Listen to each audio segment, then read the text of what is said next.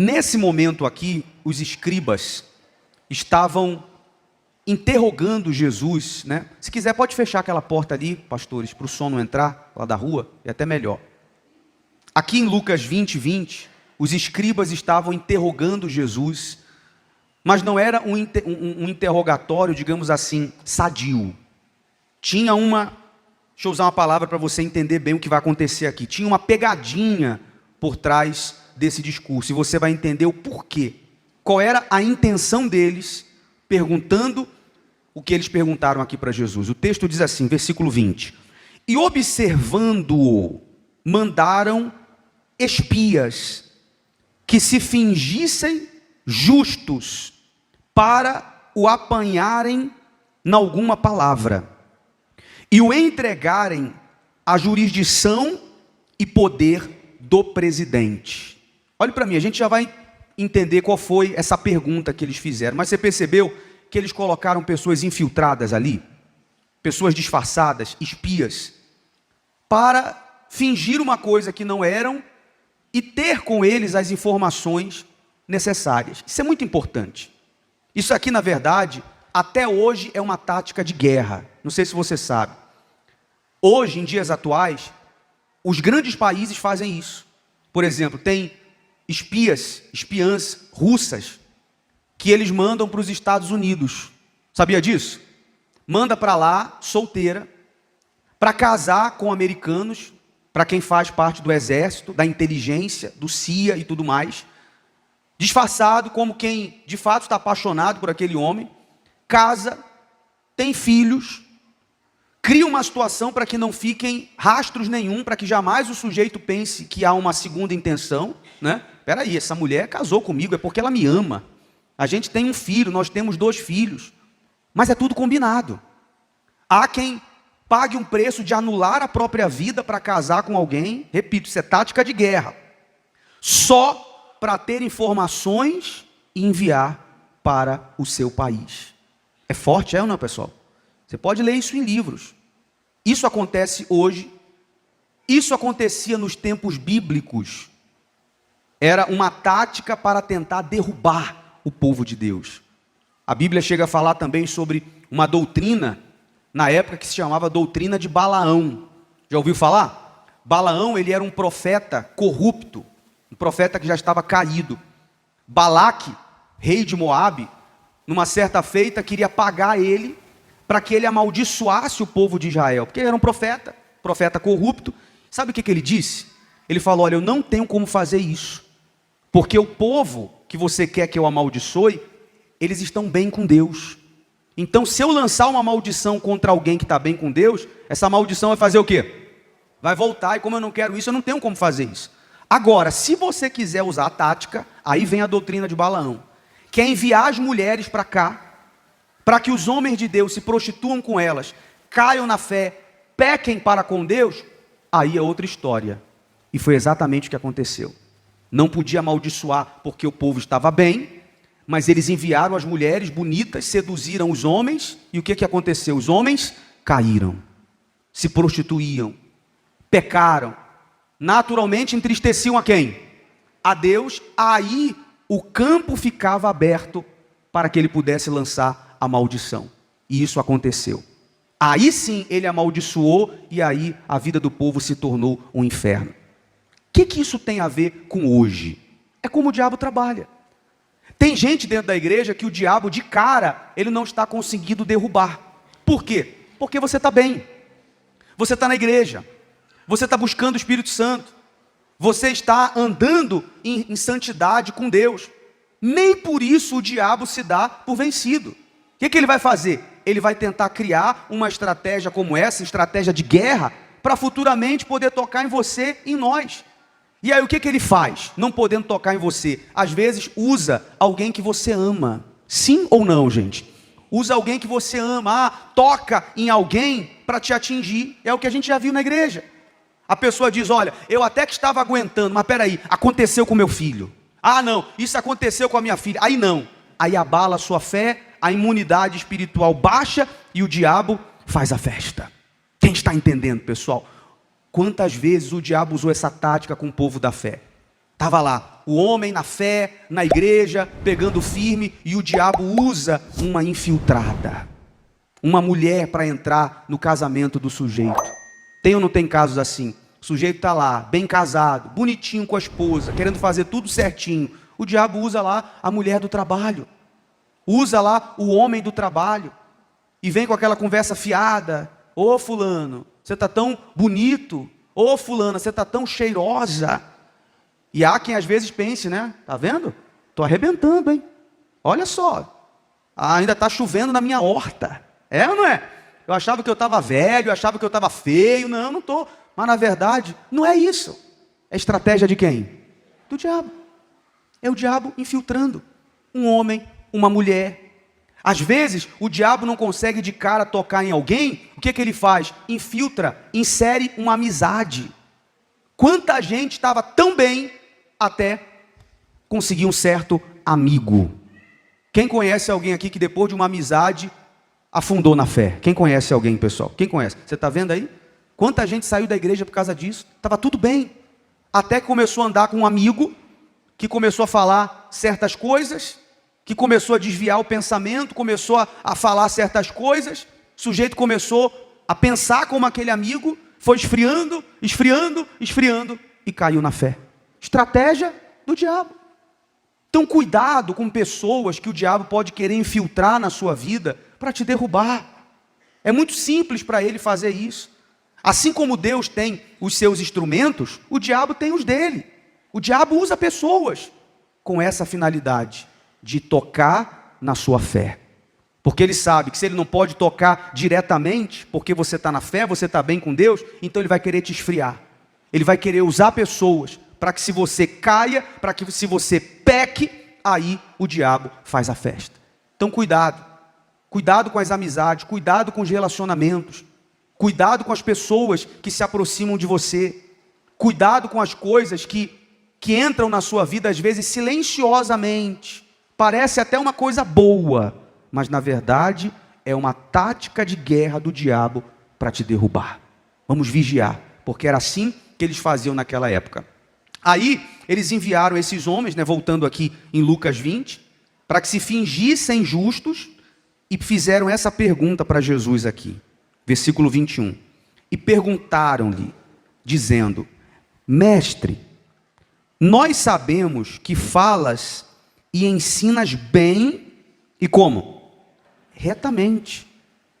E que não consideras a aparência da pessoa, mas ensinas com verdade o caminho de Deus. O que você percebe aqui, pessoal? Você percebeu aqui uma pergunta recheada de elogio? Percebeu? Vou ler de novo. Olha o que eles falaram, os falsos. Mestre, nós sabemos que falas e ensinas bem, e como? Você quer desmontar uma pessoa? É elogiar ela. Eles elogiaram Jesus com o que mais atrai alguém, que é chamar a pessoa de bom. É ou não é? Chega para alguém e fala assim: ó, fulano, eu sei que você é um homem tão bom. Como é que a gente fica, pessoal? Olha, eu sei que você é uma mulher tão boa, você é tão justo. Tem tanta gente ruim nesse mundo e eu vejo que você é tão justo, tão correto. Como é que a pessoa fica, pessoal? Igual a manteiga derretida, é ou não é? Só que com Jesus isso não funcionou, mas foi o que eles tentaram falar. O Senhor fala e ensina bem e retamente, e que não consideras a aparência. Em outras palavras, o Senhor não julga as pessoas pelo lado de dentro, do lado de fora. O Senhor olha o interior. Olha que palavra maligna, pessoal. Era para tentar desmontar Jesus, para tentar deixar ele bem molinho para o veneno que já vai vir aqui em seguida, né? Que não consideras a aparência da pessoa, mas ensina com verdade o caminho de Deus. É-nos lícito dar tributo a César ou não? E entendendo ele a sua astúcia, Jesus percebeu ou não percebeu, pessoal? Na hora, disse-lhes: por que me tentais? Então, Jesus aqui matou a charada. Vocês estão me tentando. Vocês estão querendo me complicar. Porque imagina só se Jesus dissesse assim: não precisa pagar o tributo para César. O que eles iam fazer? Iam dizer que Jesus era injusto. Porque os impostos, os nossos impostos, ainda que às vezes sejam abusivos no nosso país, são impostos. Se eu não pago, se você não paga, qual é o resultado disso, pessoal? Diga lá, nós vamos ter problema. Então, sendo justo ou não, tem que pagar. E se Jesus cai na lábia aqui nos elogios deles e diz, não precisa não, Jesus poderia até ser preso e ia dar motivo para eles falarem dele. Mas Jesus entendeu isso como uma tentação. Esse é outro cuidado que você tem que ter com a tentação. O diabo, quando não consegue imediatamente derrubar alguém, o que ele faz? Ele tenta, por isso que ele é chamado de tentador. A tentação para conosco, vindo da parte do diabo, não é uma tentação fraca. Você acha que é fraca, pessoal? Você acha que o diabo dá um tiro no escuro? Não. A tentação é como essa frase aqui, calculada, muito bem elaborada. A tentação do diabo, eu diria que é uma coisa assim, cirúrgica. Ele estuda a sua vida, ele estuda a minha vida, assim, para tentar a possibilidade de dar errado zero. Veja como foi a tentação lá com o próprio Senhor Jesus no deserto. O diabo foi cirúrgico, ele colocou bem as palavras. Jesus estava com fome, o que ele ofereceu a princípio? Pão. Olha aí. Depois, Jesus estava se sentindo sozinho, lá no deserto, em jejum. O que ele ofereceu na segunda tentação? Poder, glória, e por aí vai. Lembra aí a tentação de Sansão? Colocou uma mulher, Dalila, a Bíblia diz que ela era feia ou bonita, pessoal? Bonita. Lembra aí das palavras de Dalila para com Sansão? Tentou, insistiu uma vez, 2 vezes, 3 vezes, 4 vezes, e depois disse para ele, você não me ama não, Sansão? Se você me amasse, você me diria qual é o seu segredo. Foi cirúrgica, né? Foi lá na alma. É igual aquela pessoa que fala assim, ô fulano, você tem que me dar uma prova de amor. Já ouviu essa conversa, pessoal? Já ou não já, pessoal? Se você me amasse, você faria isso. Como você não me ama, você não faz. É para mexer com a pessoa mesmo. Lembra do caso de José? José, jovem, foi lá trabalhar na casa de Potifar. Um homem poderoso usou a mulher para dar em cima dele. Olha o tipo de cenário que o diabo cria. É a tentação. Mas a tentação, se você se permite entrar, você joga tudo para o alto. Tem aí o texto de Tiago, tem como colocar? Por isso que Tiago disse, né? Capítulo 1, versículo 12, põe na tela, por favor. Diz assim, bem-aventurado o homem que suporta com perseverança a tentação, porque quando for provado, receberá a coroa da vida, a qual o Senhor prometeu aos que amam. Sabe por que o apóstolo falou isso? Que a gente tem que suportar as tentações? Porque ele sabe que depois da tentação, qual é o próximo passo? Diga lá. Qual o próximo passo? Primeiro vem a tentação, depois vem o quê? O pecado. Pecado. E aí o pecado é a única coisa que pode roubar a sua coroa, a coroa da vida. O pecado tira a pessoa do reino de Deus. Pecado. Rouba a coroa da vida. Então por isso que ele disse, bem-aventurado, ou seja, feliz o que suporta a tentação. Essa é a pergunta, será que em meio às tentações que o diabo tem lançado contra você, você tem caído nelas ou você tem suportado? Pense comigo. Porque se você tem suportado, até então você tem sido um vencedor. Você está com a sua coroa da vida, você está com a sua salvação. E quem não está?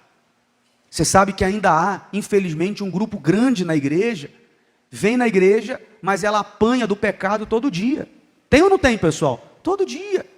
Ela sabe o que é certo e o que é errado, mas ela só sabe o que é certo, mas só faz o que é errado. Ela sabe exatamente o que é pecado, o que não fazer, mas ela vive mais no pecado do que outra coisa. Ou seja, ela não está suportando as tentações, ela está perdendo a coroa da vida. Corre-se aquele risco da pessoa talvez partir dentro da igreja sem salvação. A pergunta é justo, pessoal? A pessoa dentro da igreja perder a salvação, por quê? Porque não suporta a tentação. Então pense nisso. Quem tem vencido, a tentação ou a sua fé? Por que que algumas pessoas na igreja não conseguem vencer a tentação? Porque não se alimentam espiritualmente, não oram como tem que orar, não vigiam como tem que vigiar. O que que Jesus disse lá, naquele texto, lá no Getsemane, quando ele disse que a gente tem que vigiar e que mais? Orar, para que não entreis em tentação. Quem cede à tentação, você pode ver que é uma pessoa que pouco ora. Sabia disso? Ela só ora onde? Na igreja. Só na igreja. E às vezes não é nem na igreja não. Na igreja ela recebe oração. Já percebeu que às vezes a gente está orando, aí o pastor está ali às vezes rouco, gritando, orando. Aí você olha para a pessoa está como, gente? Assim, ó. Às vezes dá um bocejo assim. Ai. É ou não é? Aí o pastor fala com Deus. A pessoa está... Sim, meu Deus. É tudo isso aí que ele está falando mesmo. É verdade. É ou não é? Verdade. Faz a oração até do gato, né? Conhece a oração do gato? O pastor está ali orando, a pessoa está assim, ó. Quando vê, está cheio de gato do lado dela. Orar mesmo, ela não ora. Às vezes nem na igreja. Se não ora na igreja, imagina onde? Em casa. Imagina acordar de madrugada um dia, ó, vou acordar de madrugada para falar com Deus. Ih, esse friozinho que está aí esses dias, nem nada de oração, debaixo da coberta. Quem não tem esse cuidado de não orar, vai cair aonde? Aonde? Nas tentações. Depois da tentação, eu disse, vem o quê? Vem o pecado. E aí perde a salvação. Se não ora, imagine vigiar. Porque vigiar, né? Orar é uma questão de vigilância. Vigilância. Se eu não estou orando, eu não estou vigiando, eu estou dando mole. Eu não estou falando com quem vai me guardar da tentação. Por isso que Jesus disse, vigiai e orai, para que não entreis em tentação. Por que você acha que Jesus aqui pegou no ar a maldade deles? Porque Jesus era ou não era de oração, pessoal? Era ou não era? Filho de Deus, Jesus. Por várias vezes na Bíblia você vai ver que ele se retirava para quê? Para orar. Por isso que ele pegou no ar. Ele falou, ó, por que você está me tentando? Em outras palavras, que pegadinha é essa aí? Você pensa que eu sou bobo? Jesus estava em oração. Então, eis aí uma arma para você defender a sua fé. Vigiar e orar. Para que você não entre em tentação. Amém, pessoal? Cuidado com os infiltrados. O diabo não podendo te tocar, ele pode querer infiltrar alguém na sua vida para te tentar, para te derrubar. E aí, para finalizar, versículo 24, Jesus disse assim, mostrai-me uma moeda. De quem tem a imagem e a inscrição? E respondendo eles disseram, de quem? De César. Jesus disse, é simples. Olha para a moeda aí. Tem a foto de quem? Aí eles falaram, é de César. Ele disse, então, está aqui, ó. Dai, pois, versículo 25, a César o que é de César e a Deus o que é de Deus. Falou, só você olhar para a moeda. Se está aí, ó, ele tem que receber o que é dele. Aí versículo 26, e não puderam apanhá-lo em palavra alguma diante do povo. E maravilhados da sua resposta, fizeram o quê? Pessoal, aprenda a calar o diabo. Amém. Aprenda. Viva uma vida com Deus de maneira que o diabo não tenha nada do que te acusar. Viva uma vida com Deus que se alguém quiser falar do seu caráter, vai ter que mentir a seu respeito. Entenderam, pessoal? Não seja como muitos crentes que existem hoje em dia por aí, que eram para dar um bom testemunho, mas são um péssimo testemunho. Será que eu pergunto aqui quem conhece alguém que é da igreja e dá mau testemunho? Quem conhece, pessoal? Quem conhece? É o que mais tem por aí. Tem vergonha não? Pode levantar a mão. Quem conhece, pessoal? Quem conhece? Pois é. Mau testemunho. Mau testemunho. O diabo tem o que falar dessas pessoas. Os outros têm o que falar dela. Aqui Jesus não permitiu que ninguém tivesse que falar nada dele, porque ele foi justo. Ele fez o que era correto. Amém, pessoal? Está aqui, ó. Maravilhados da sua resposta, calaram-se. Quando você abandona o pecado, você cala o diabo. Sabia disso? Quando você cai na tentação e cai no pecado, você dá argumentos para o diabo. É como se o diabo pudesse chegar em Deus e dissesse assim: Senhor, Deus, está aqui, ó, a tua serva aqui, ó. Ó a tua serva aqui que vai na igreja todo dia, mas está aí traindo, mentindo, no vício, adulterando, roubando. A pessoa que está no pecado dá motivos para o diabo falar o que ele quiser. Para pensar. Hoje, nesse exato momento, não precisa responder para mim. O diabo tem o que falar de você ou não? Pense aí. Se a gente pudesse agora materializar aqui Satanás, ele teria o que te acusar ou não? Pense comigo. Ele teria o que apontar o dedo: olha, você está aqui na minha mão, hein? Ou ele não poderia falar nada? Fica aí a reflexão, pense nisso. Se você chega à conclusão de que o diabo teria o que falar de você, você pode se consertar agora. Amém, pessoal? Há chance para todos. Aprenda com a lição do denário. O diabo só quer ter alguma coisa, ele só quer uma brecha para poder tocar em você, para poder ter o que falar de você diante de Deus. Se há uma brecha, você pode fechar agora. Amém? Fique de pé.